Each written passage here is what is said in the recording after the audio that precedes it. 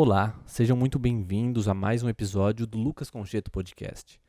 Nesse papo, a gente vai falar sobre o livro A Dieta dos Nossos Ancestrais, do autor brasileiro Caio Augusto Fleury.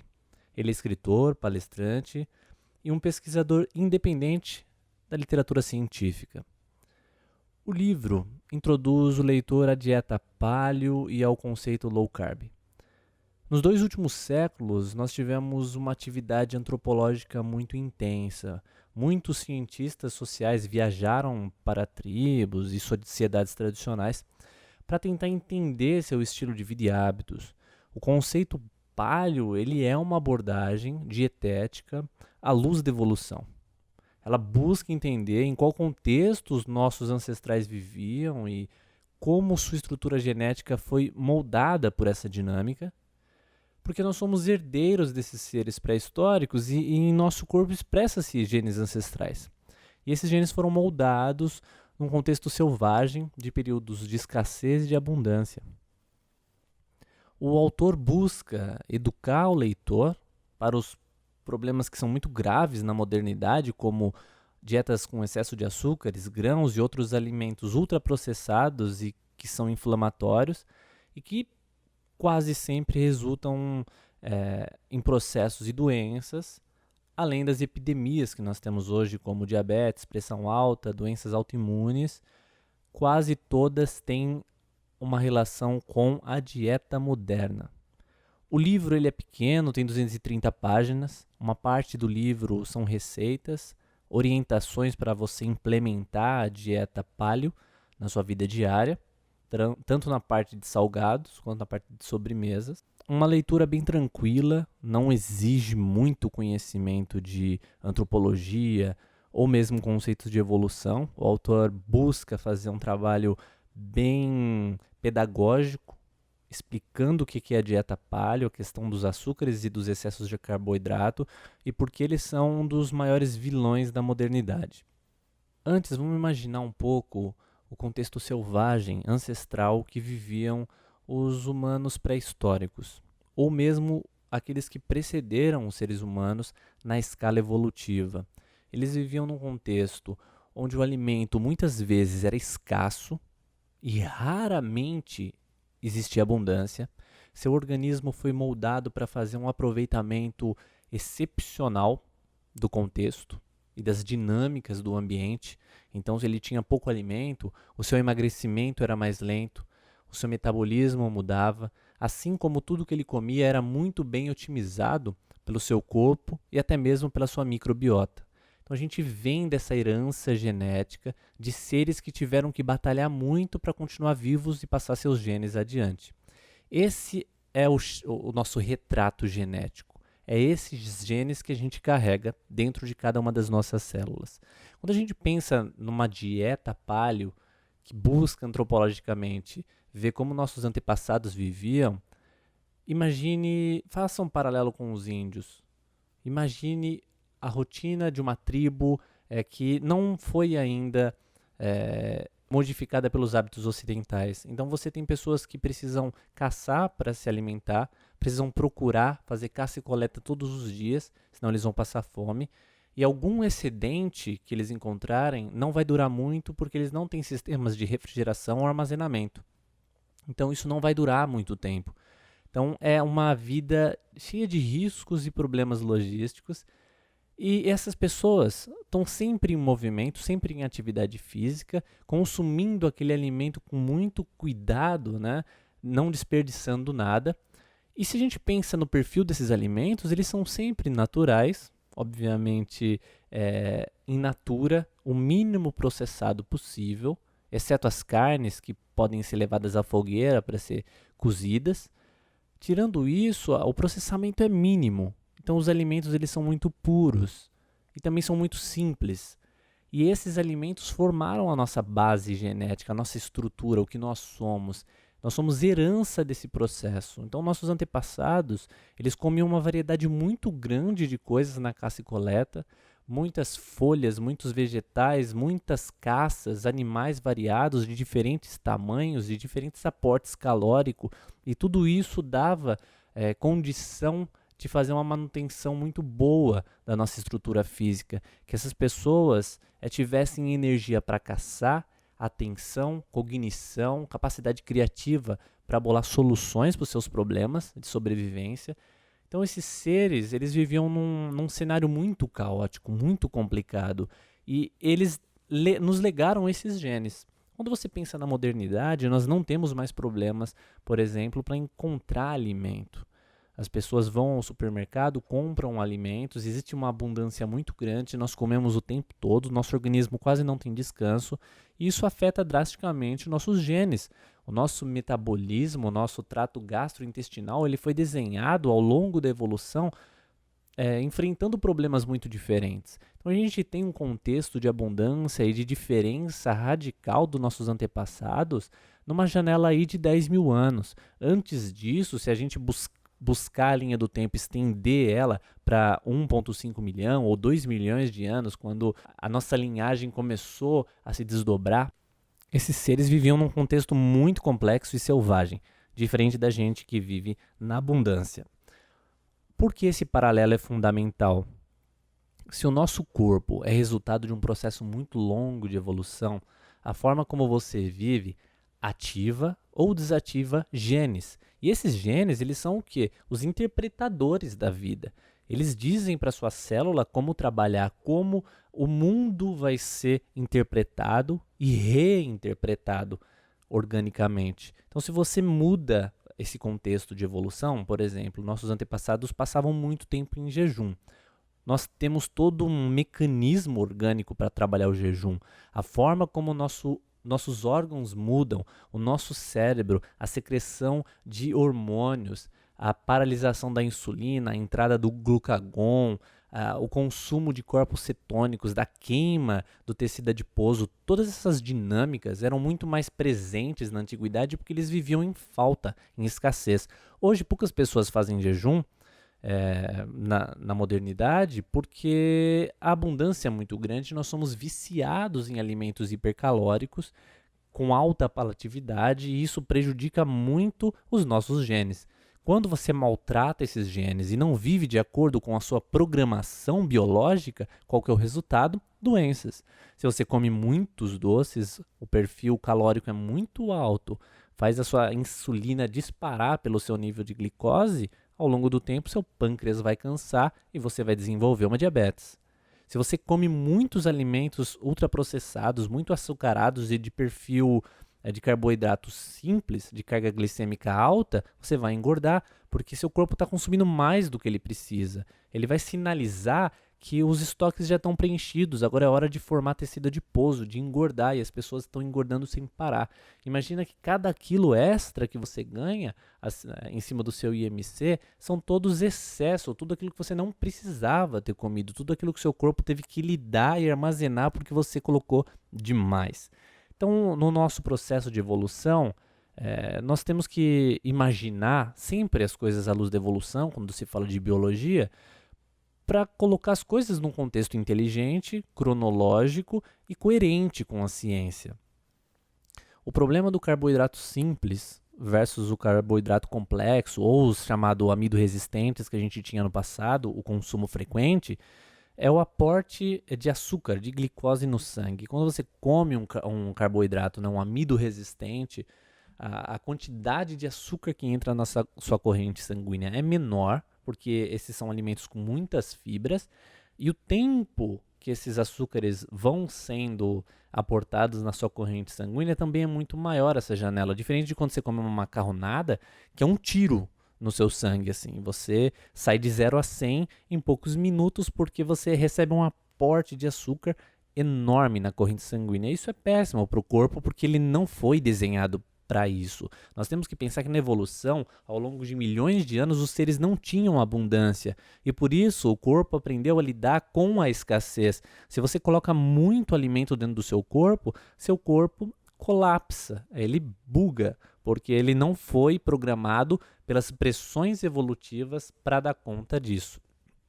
E se a gente for pensar, todo alimento processado ou ultraprocessado hoje recebe grandes doses de açúcar, de sal e de gordura. Esses três elementos, eles criam um distúrbio metabólico muito grande. E ao longo do tempo, a gente vai ter doenças cada vez piores, doenças da modernidade como Parkinson, Alzheimer, diabetes, depressão, pressão alta, síndromes do intestino, doenças autoimunes. Todas elas são resultados de estilo de vida e de alimentação. Quando você atrapalha todo esse seu conjunto orgânico, fazendo que ele viva numa programação diferente da sua evolução, ele começa a colapsar. E aí o efeito bola de neve dominó acarreta em diversas síndromes e doenças. O autor mostra também o grande problema dos grãos na nossa dieta, o fator lectina e o fator inflamação. Os grãos é um evento da modernidade. Nós consumimos grãos há não mais que 10 mil anos. Foi a agricultura, foi o desenvolvimento da agricultura lá no Crescente Fértil e algumas tribos que começaram a plantar e se tornar sedentárias em torno de 10, 15 mil anos, talvez estourando 20 mil anos. Isso na janela evolutiva é pouquíssimo tempo. A gente começou a consumir esses materiais nesse período e os nossos genes ainda não se adaptaram, não houve mutação suficiente. Então, o consumo exagerado de alimentos como o trigo, por exemplo, que apresenta o glúten, que é uma proteína inflamatória, todos os seres humanos vão apresentar algum grau de inflamação, alguns severos, outros bem simples e quase imperceptíveis, mas tem um processo acumulativo, né?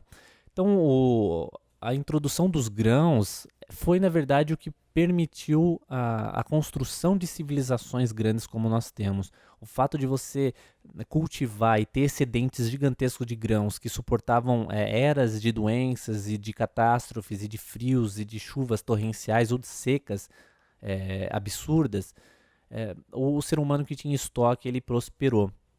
Isso realmente produziu a modernidade. Sem os grãos não existiria a nossa civilização moderna, tecnológica do século XXI. A questão é que hoje, com o conhecimento que a gente tem em antropologia, questões dietéticas, nós podemos analisar, e a ciência tem comprovado isso cada vez mais, que muitos vegetais, grãos e outras substâncias que parecem inofensivas e saudáveis, na verdade, têm substâncias tóxicas, proteínas inflamatórias, e isso prejudica muito o nosso organismo, mudando muito da nossa programação.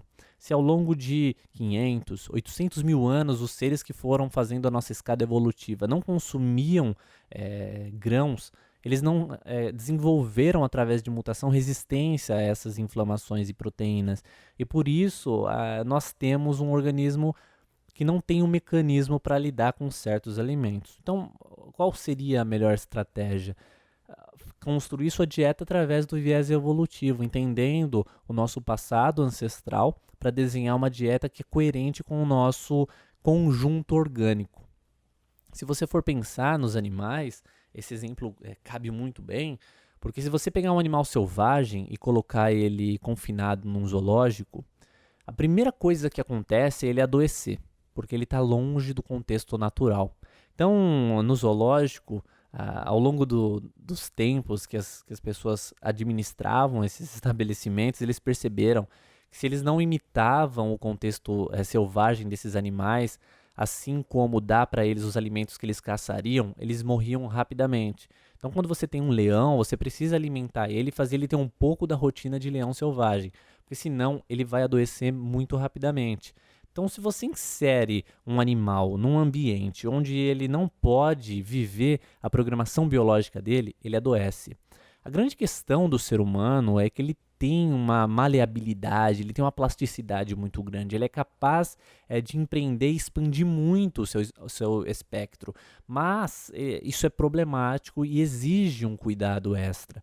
Porque se você pensar na teoria evolutiva, esse efeito elástico ele alcança novas e talvez questões alimentares que ainda estão inseridos na natureza e não tem uma modificação severa. Quando a gente pensa hoje, por mais que o efeito elástico da capacidade digestiva do humano onívoro seja grande, ele não dá conta da toxicidade e dos excessos da modernidade e por isso as doenças. Então, pensando no animal selvagem e no animal humano, embora o ser humano tenha essa elasticidade, ele também está preso num programa biológico. Se ele não tem uma vida minimamente de acordo com os seus genes e que seus genes possam se expressar na sua potencialidade, ele vai adoecer.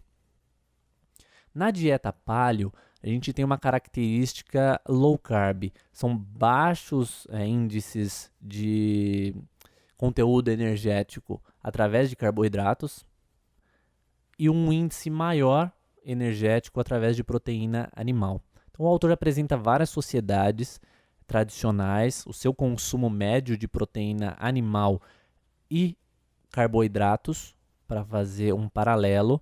E em grande parte dessas comunidades, eles são caçadores-coletores, mas o aporte maior é através da proteína animal, porque o recurso animal ele é muito rico, principalmente se você cozinha essa carne.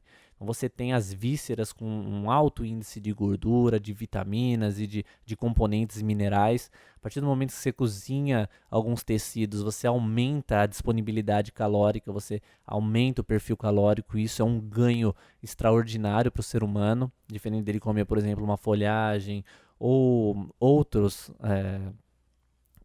substâncias como um amido resistente. A carne dá esse aporte. E o ser humano evoluiu comendo carne, mas principalmente miúdos, vísceras.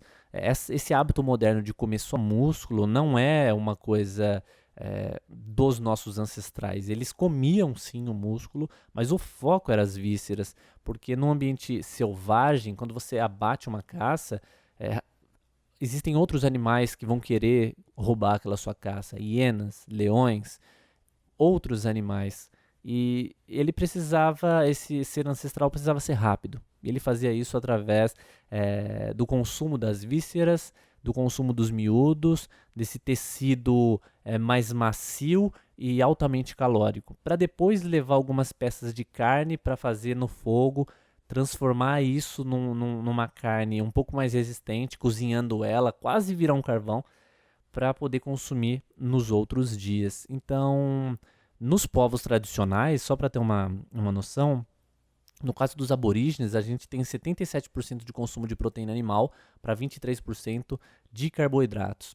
O povo F, eles consomem 44% de proteína animal para 56% de carboidratos. Então, o aporte calórico deles é quase meio a meio. O esquimó, por exemplo, é 96% proteína animal para 4% carboidratos.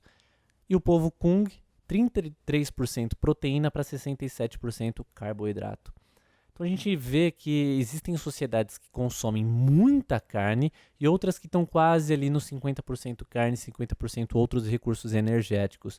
Então nossos ancestrais eles comiam sim frutas, vegetais e carboidratos, mas ele comia principalmente o que ele encontrava. E o ser ancestral, ele buscava muito a caça, porque a caça tem uma recompensa calórica e também uma recompensa do paladar maior, por ser mais saborosa e por oferecer mais gordura, mais recurso energético. Então esses povos eles estiveram sempre lutando para sobreviver, fazendo um uso ótimo dos seus recursos, sendo pressionados pela evolução. É muito importante pensar nisso, que eles não faziam as coisas só porque eles queriam. Existia uma pressão evolutiva de adaptação empurrando eles numa direção. Então esse povo precisou construir suas estratégias de caça, de coleta, sempre otimizando seus recursos para prosperar. E prosperar significa passar seus genes adiante. E eles foram bem-sucedidos, eles passaram os genes adiante e nós estamos aqui hoje. Então esse projeto evolutivo foi bem-sucedido. O que eu achei do livro? É um livro rápido e leve de ler. O autor ele teve o trabalho de reunir várias pesquisas de diferentes nomes, por exemplo, a dieta do Dr. Atkins, de outras dietas de característica paleo ou low carb. Ele mostra como esses caras desenvolveram e suas teorias e argumentos. Ele apresenta tudo isso de uma forma bem pedagógica, é fácil de entender. A construção do livro também está muito no sentido educacional. Ele cabe bem como um livro para abrir a porta do leitor para a nutrição pelo um viés evolutivo, também aflorar a curiosidade para entender um pouco mais de biologia e por que que ver a nutrição através do viés evolutivo é uma estratégia muito boa. Até o próximo episódio. Tchau, tchau.